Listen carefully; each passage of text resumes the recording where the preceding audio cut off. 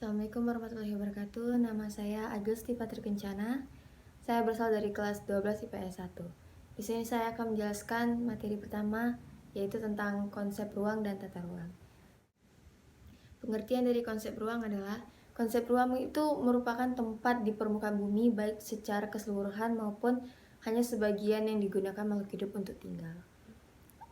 Konsep ruang itu juga dapat diartikan sebagai wadah dari tempat aktivitas manusia, hewan, tumbuhan, dan yang ada di permukaan bumi itu.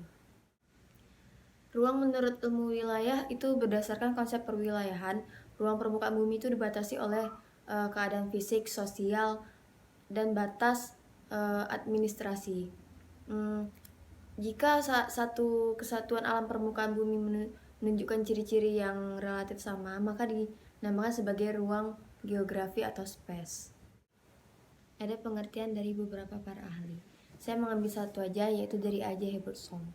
Menurut beliau, wilayah itu merupakan suatu kompleks tanah, air, udara, tumbuhan, hewan, dan manusia yang dilihat memiliki hubungan khusus dalam membentuk bagian permukaan bumi yang pasti dan khas.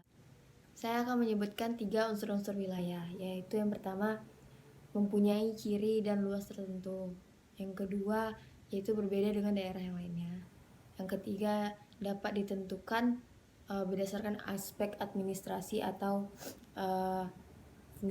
fungsionalis. Yang ketiga, ada klasifikasi, yaitu sebagai upaya pengelompokan wilayah secara sistematis ke dalam kelompok-kelompok wilayah tertentu berdasarkan keseragaman sifat semua individu dalam wilayah tersebut.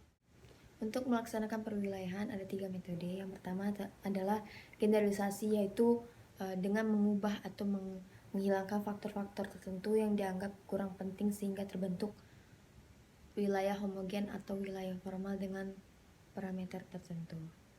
Yang kedua yaitu delimitasi. Itu adalah cara penentuan batas terluar suatu wilayah dengan cara kualitatif dan kuantitatif. Menurut konsep pembagian wilayah yang paling klasik itu ada 3. Yang pertama yaitu wilayah homogen. Itu adalah wilayah di mana populasinya memiliki karakteristik yang khas.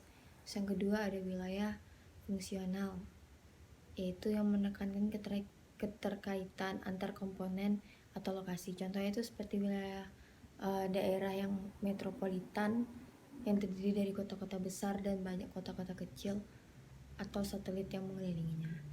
Yang ketiga yaitu wilayah vernakular, yaitu wilayah yang ada di dalam pikiran sejumlah besar orang. Wilayah vernakular itu memiliki identitas unik karena persepsi orang tentang wilayah tersebut tuh misalnya Bogor, kota hujan, terus Pekalongan kota batik, dan Banda Aceh itu kota serabi, Mekah. Seperti itu. Cukup sekian yang dapat saya jelaskan, dan saya harap ini sangat bermanfaat untuk kita semua.